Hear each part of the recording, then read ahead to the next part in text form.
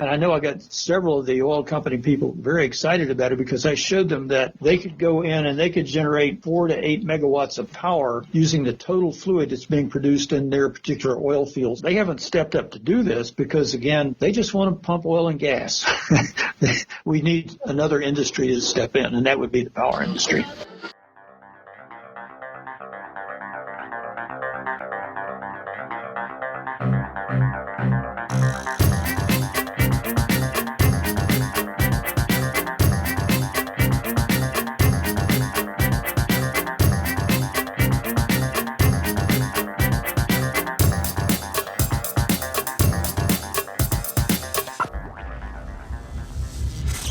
This is EnergyCast, and I'm Jay Downhauer. Today we are talking about oilfield geothermal, taking existing well technology from oil and gas and grafting it onto geothermal power systems. I've been a long-time proponent of geothermal energy. It is perhaps the perfect energy source. It is always on. The earth never runs cold, and that could potentially provide what we call baseload energy, always running, safe and reliable, indistinguishable from coal, natural gas, or nuclear. No other renewable energy source, not even hydroelectric, can guarantee that it will always be available 100% of the time. The problem is that geothermal can be tricky. Some places on Earth aren't hot enough near the surface for the water to make steam. I've also been told that the components can be expensive, open to corrosion, you name it. But these reasons still don't make much sense to me. As you heard from our guest in the cold open, the oil and gas industry may hold the key. The problem here is that these folks and the power people almost never come together. I know. In the past year, I've worked for both. It always seems like the oil and gas folks find some of the most convoluted ways to bring energy to a site where, ironically, they're making energy. Think about it. A remote oil field site in North Dakota is powered by diesel generators. That diesel may have come from there,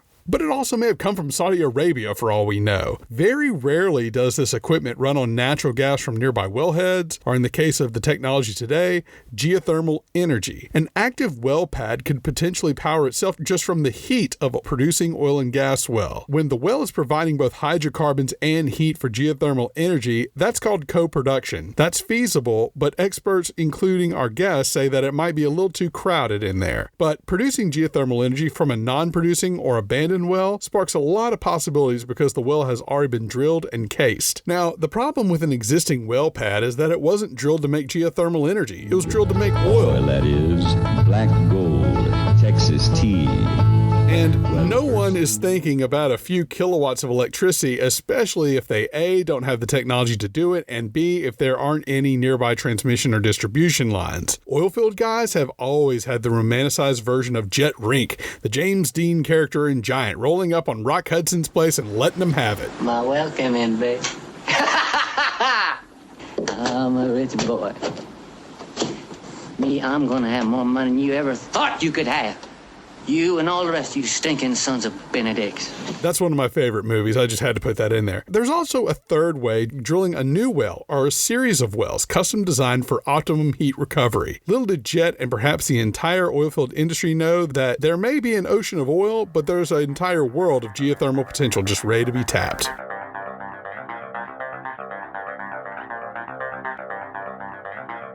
Our guest today is Dr. Will Gosnold, geology professor at the University of North Dakota, and a man who carries the distinction of successfully demonstrating the first ever commercial geothermal facility from an oil well. The project certainly faced its challenges. It initially started in 2009, but the day they were notified by the Department of Energy they were getting their project funded, their corporate partner got bought out and the new owners walked. But the research continued, and together with a California-based company called Calnetics, Dr. Gosnold and his team were able to demonstrate power at temperatures as low as 92 degrees Celsius in 2016. The project consisted of two of these Rankine cycle systems, each producing 125 kilowatts on site. Will is a North Carolina native, and it certainly was a pleasure to get to talk to him recently. I hope you enjoy my conversation with Dr. Will Gosnold. We're here with Will Gosel, geology professor for the University of North Dakota. And Will, it says your project in North Dakota was the first cogeneration of both hydrocarbons and geothermal energy. Tell us the story. Take us through that. Well, actually, we began looking at two things, trying to do co-production using the fluids that come up with oil produced in a normal oil field operation. And we also had another project looking at simply tapping into the hot waters that are at depth, not involving producing oil as well, but just simply producing the water. And this project is simply using the hot water that's coming up. And although I keep making that point to many people, those who have looked at it carefully really like to say it's co-production. Why do you think that gets confused that it's co-production? The idea of co-production came about in about 2005 with a paper in Oil and Gas Journal by some of my colleagues at SMU in Dallas. They just simply pointed out how much fluid is being produced in the oil patch. However, and I think you've run across this before, there's not enough being produced at any one site to make enough fluid to generate much power. What you need to do is put together a large number of wells. If you can drill a lot of wells from a single pad, where you might have 12 to 16 wells, yes, you've got enough. And if they're spaced a mile or half a mile apart, you're going to lose enough of the heat just simply by getting that water together that you're not going to get much out of it. Stake your claim here. What exactly was this research the first to do? What's the headline here about what that... It's a commercial operation. So it was the first ever commercial. Yeah. And who was the commercial operator? It's Continental Resources. They're the biggest producer of the Bakken in North Dakota. Now, let me ask you this. Are you using existing saline brine, what I guess we would sometimes call produced water, or are you introducing new water in the system? Yeah, this is produced water from the formation, and it's about 3 kilometers or 10,000 feet deep. And the produced water, it is, in my experience, a nastiest of the nasty. It's got everything in it. Dissolved solids, suspended solids. It's got a lot of oil content. It's corrosive. It scales. It does everything. So how do you overcome the fact that this water is, to put it mildly, less than clean? How are you overcoming that? The water we're producing in this case is recharged in the outcrops in the Rockies and comes across and is relatively fresh. It's really only around 1,000 ppm total dissolved solids. So we do not have that problem. If we were to go farther out in the basin, we've got essentially seawater, 300,000 parts per million. So does it really matter what depth you go or maybe even what oil field you're in? I mean, is it different in the Permian? Is it different than the Bakken? What are the variables there? Right. This is actually what was called the Madison Group, and it's called a lodgepole formation, which is an oil producer, but the section we're producing from has relatively fresh water in it, so we do not have that problem. What if you did go into one of these saltier areas? Well, one thing the geothermal industry has been dealing with fluids that are far more corrosive than what you get out of an oil field for a long time, so the geothermal industry can handle this. What they would be doing is, for example, using plate heat exchangers, certainly not shell and tube, which would be much harder to clean. The temperatures that we're dealing with are low enough. They're below 150 degrees C, so we don't have dissolved silica to worry about, and that would be the worst problem. But the other things we could clean out, and of course the thing that I know the Department of Energy would like to see people do is to just look at those fluids after you get through with them and see if they're economic mineral zones. So there is a sort of value-added operation one could take on. There are 3 families of geothermal. We discussed these in an earlier podcast. It broke down to 3 families: flash steam, dry steam, binary cycle. What is this process's closest relative?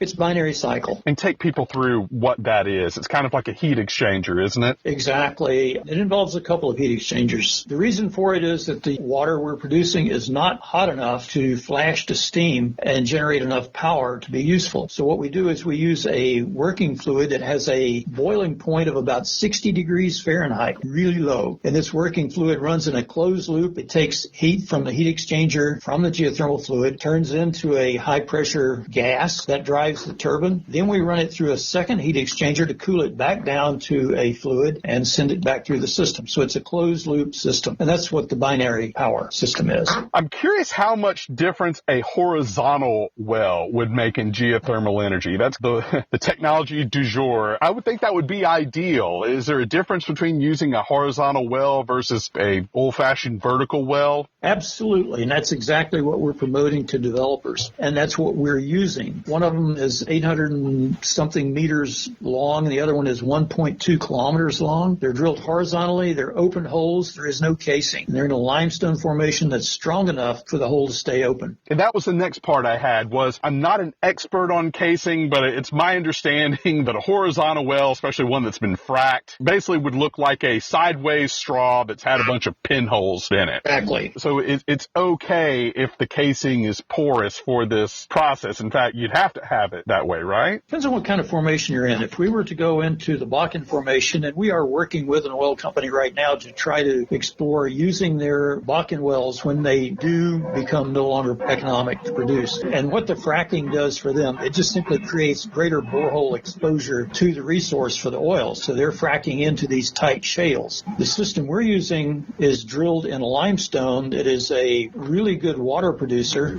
It's relatively permeable, porous, and it's structurally strong. So we don't need a casing. Just compare this to what you would do with a conventional well drilled vertically into a formation to produce water. You might get a few tens of feet of borehole exposure. And then when you start pumping, you get a big drawdown because you're not getting much. So you can't really pump that fast. But with a horizontal well that goes out a kilometer or even 2.5, 3 kilometers, which they actually are doing right now, you have no problem with drawdown and you can produce an incredible amount of fluid. It just depends on what the size of the pump is you have in the well. Going back to the horizontal wells, we've got what we call zipper fracks, where there's a lot of technically wells on a single site. So I would have to think that would multiply the potential there. Is that really what you're looking at? These multi-well single pads, a lot of energy density. Is that the idea? Yes, it certainly is. You get enough total fluid. And we looked at this, I think it was 2012, I made a presentation, and I know I got several of the oil company people very excited about it because I showed them that they could go in and they could generate 4 to 8 megawatts of power using the total fluid that's being produced in their particular oil fields in the Bakken formation. They haven't stepped up to do this because, again, they just want to pump oil and gas. They don't want to generate power. And one of the things that drives me crazy about the Bakken particularly, and maybe it's changed a little bit, but when I was starting out 5 years ago, they were flaring that gas off, right? Yeah, they're flaring most of the gas. It's not something I've looked at very carefully. I've just followed it peripherally. But yes, they're doing much better. But you might want to check this out if you've looked into it before, because I know there was this thing going around showing the satellite view of all the flares in the Bakken oil field. Well, they had manipulated the intensity of the light. It's not at all like that. Oh, they made it brighter? Yeah, they made it brighter. Oh, wow. Yeah. People on both sides of this issue make hay, huh? that spin. It's brighter in North Dakota than it is in Chicago. That's something strange there. Yeah. Not true. Okay, interesting. I think many of us are under the impression that it makes the most sense to retrofit an abandoned well and convert it to geothermal. Is that always the best option? Or I wouldn't say always the best option, but it is probably the safest one, because if you're dealing with an old well, you need to know about well integrity and will there be problems with it. And it's probably best to go and develop a system that is specifically designed for what you want to do. Interesting. When looking into your research, and you've been doing this for a long time, don't mean to date you, but I saw that your exploration in the geothermal resources goes back several years. What particularly excites you, and what more could we be doing for geothermal? Yeah, I can go back to when I first started doing this kind of work. This goes back into the late 1970s. And then I was working on identifying, locating, quantifying the resource and so on. And I looked at it, and at the time they had binary power systems, but they were really adapted only for the relatively high temperature systems, and you needed water flows that we couldn't even imagine. And then over time, what I've seen is that the development of better organic Rankine cycle engines and then small ones. Now, what I've seen within the last 2 years, we've been working with a company in Sweden who has come in with a huge forward step in organic Rankine cycle engines. And so where we are getting 250 kilowatts from the water flow that we have with this system we have, they could generate a megawatt. So really? We could quadruple what we've been looking at. Well, this seems so logical, and I've been pushing for this for a while. They're drilling oil wells, there's heat. Why can't more oil wells produce more geothermal energy? Is it they're not hot enough? What's the major challenge there? Oh, actually, they can. But the thing is, the petroleum industry owns the wells. Their business is pumping oil and gas and selling it. They're not interested in generating electricity unless they could use that electricity on site to help them with their operation. So what it simply requires would be for a power company to come in and take over the ownership of the abandoned wells and then start producing the power. We need another industry to step in, and that would be the power industry. The only thing I'm concerned about with the power industry is I've been out to a lot of these leases out in the middle of nowhere nowhere, not many distribution lines out there. Is there maybe some issues with it being logistically difficult to run that much line out to a remote well to produce energy? Yeah, that's one of the things we've been looking at, and one of the things we've actually been trying to promote with the oil and gas industry in North Dakota, and that is with their development of the Bakken Formation, they're producing oil and gas from areas that have absolutely no power line infrastructure. Nobody lives there. There's nothing there. And what they're doing is they're burning propane, natural gas, fuel oil, diesel fuel, probably costing themselves 28 cents a kilowatt hour just to generate electricity because there are no power lines. But what we've been trying to tell them is, hey, you could put in a couple of deep wells, drill them horizontally and produce the water, and you can generate all the power you need for your oil patch at about 5 cents a kilowatt hour. Now, dealing with the transmission line thing, this is an opportunity for developing distributed energy, which would be a really good thing from a lot of standpoints, security, cutting out transmission loss and things like that.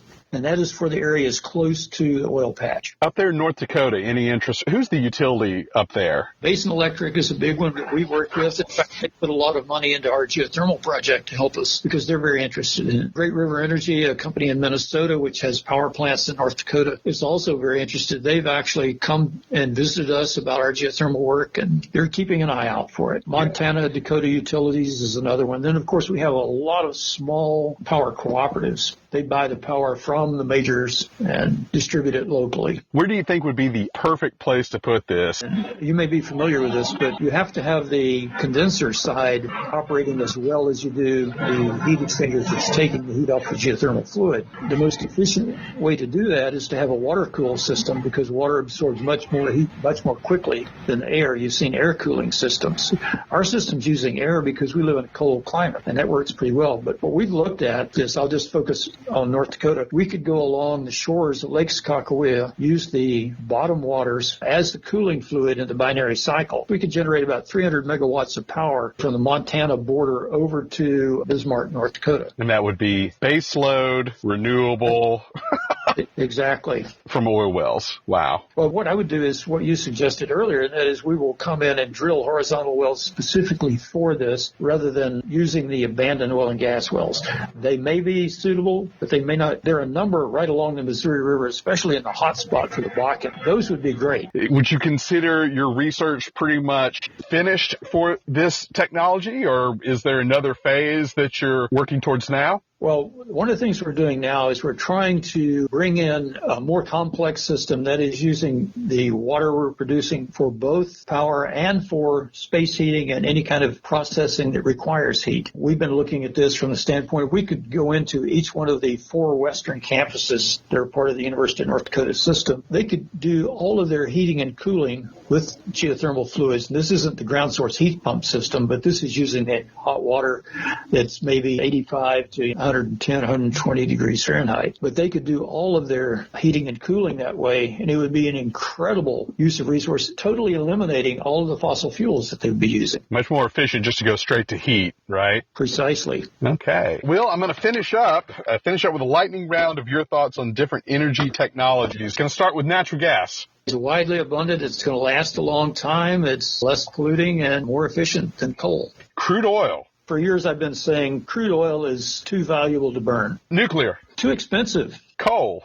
We really need to get away from coal, and I think we are making that move. Coal just is not going to be economically competitive with anything else. Wind. Great stuff. The development is tremendous. Solar. Always been very interested in that. The Chinese are looking at solar collectors in highways. Oh, that's really cool. Biofuels. Don't know much about it. Hydroelectric. Well, I grew up in North Carolina, Asheville, so I'm familiar with the TVA, and it's great stuff. I'm doing geothermal. Let's just start with conventional geothermal and then your version of geothermal. Globally, we're seeing a lot more geothermal development in the high-temperature systems, flash plants, and dry steam, et cetera, and things like that. So we'll see more of this. There will be more development in the U.S. The U.S., of course, is the biggest producer and developer of power geothermal in the world. The oil field stuff I would like to see developed. We need more information out there as possible. We'll help other people get to it. So that may be coming. And baseload power is the thing. I totally agree with that. Electric vehicles. I wish I had one. starting to see a lot more. I'm pulling for that.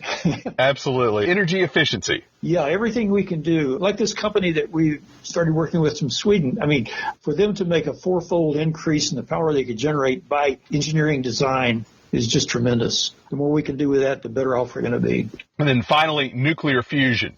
Well, as a person who has a bachelor's degree in physics and a PhD in geophysics, I've always been interested in that, but nobody's been able to make it work yet. It's just like the enhanced geothermal systems. Everybody talks about that and how much power we could get out of that. This is the deep systems, but nobody made it work yet. We'll see. We'll see. How's that? Very good. All right. Will Gosnell, University of North Dakota, thank you so much for your time. You're welcome. Glad to be on.